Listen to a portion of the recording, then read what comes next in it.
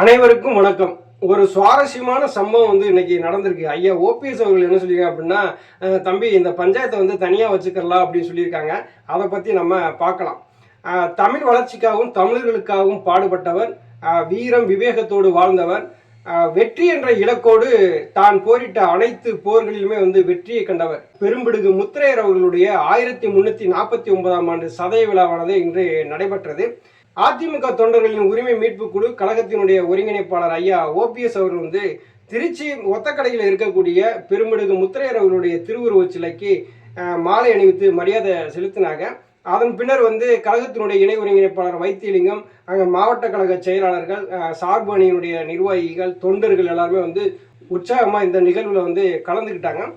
மாலை அணிவித்த உடனே செய்தியாளர் சந்திப்பு நடந்தது. அதில் ஐயா ஓபிஎஸ் அவர்கள் என்ன சொன்னாங்க அப்படின்னா, பெரும்பிடுகு முத்திரையர் அவர்களுடைய புகழை எடுத்து சொன்னாங்க. அவர் தமிழர்களுக்காகவும் தமிழ் வளர்ச்சிக்காகவும் பாடுபட்டவர், நீதி நேர்மைக்காக நிலையாக நின்றவர் அப்படிங்கிறதையும் சொல்றாங்க. பின்னர் ஐயா ஓபிஎஸ் கார்ல ஏறி போறாங்க. செய்தியாளர் விடுறதாவே இல்லை, பின்தொடர்ந்து போறாங்க. எப்படியாவது ஐயா ஓபிஎஸ் வாயிலிருந்து எப்படியாவது ஒரு செய்தியை கறந்துடணும்னு சொல்லிட்டு செய்தியாளர்கள்லாம் ரொம்ப ஆர்வப்பட்டு போய் கேட்குறாங்க. இப்போ செய்தியாளர் சந்திப்பில் ஐயா என்ன சொல்றாங்க அப்படின்னா, முல்லை பெரியார் அணை 136 அடியாக தான் இருந்தது. அந்த பேபி அணையும் சிற்றணையும் பழுது நீக்கம் செய்யப்பட்ட பிறகு 147 அடியாக உயர்த்துவதற்கும், முல்லை பெரியார் அணையினுடைய நீர்மட்டத்தை 152 அடியாக உயர்த்துவதற்கும் இறுதி தீர்ப்பை பெற்றுத்தந்து அயராது பாடுபட்டவங்க புரட்சி தலைவி அம்மா அவர்கள் தான் அப்படின்னு சொல்றாங்க. அமராவதி அணைக்கு வரக்கூடிய தண்ணியை கேரள அரசு சிலந்தி ஆற்றினுடைய குறுக்கே ஒரு தடுப்பணை கட்டுறாங்க. இதை கட்டுறதை திமுக அரசும் கண்டும் காணாம போயிருது அப்படின்னு சொல்றாங்க. ஏற்கனவே இதை பத்தி ஐயா ஓபிஎஸ் ஒரு விரிவான அறிக்கையை வெளியிட்டிருக்காங்க. செய்தியாளர் தொடர்ந்து கேள்விகளை கேட்டுக்கிட்டே இருக்கிறாங்க. எப்படியாவது ஐயா ஓபிஎஸ் அவர்கள்ட்ட ஏதாவது ஒரு நியூஸ், பிரேக்கிங் நியூஸ் நம்ம வாங்கிட முடியுமா அப்படிங்கிறத எதிர்பார்த்துட்டு இருந்தாங்க. பின்னர் தான் சுவாரஸ்யமான சம்பவம்லாம் நடக்குது.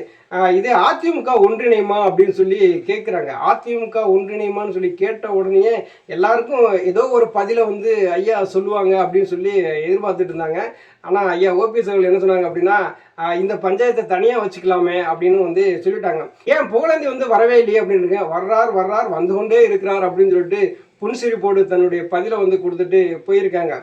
செய்தியாளர் ஐயா ஓபிஎஸ் அவர்கள்ட்ட ஏன் இதெல்லாம் கேட்குறாங்க அப்படின்னா, கடந்த ஒரு 15 நாளாக பார்த்தீங்கன்னா ஐயா ஓபிஎஸ் அவர்களை சுற்றியே தான் இங்கே அரசியல் நடந்துக்கிட்டு இருக்கு. வேற யாரை சுற்றியுமே நடக்கலை. பிஜேபி எங்கே இருக்குன்னு தெரியல, காங்கிரஸ் எங்கே இருக்குன்னு தெரியல, திமுக எங்கே இருக்குன்னு தெரியல, எடப்பாடி பழனிசாமி எங்கே இருக்காருன்னு தெரியல.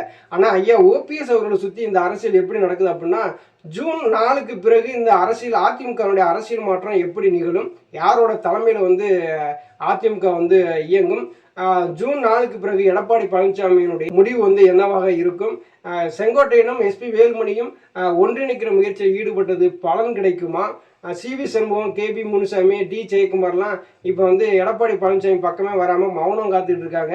இதுக்கெல்லாம் ஒரு முடிவு கிடைக்கும் அப்படிங்கிறத மிகப்பெரிய அளவில் எதிர்பார்த்துட்டு இருக்காங்க.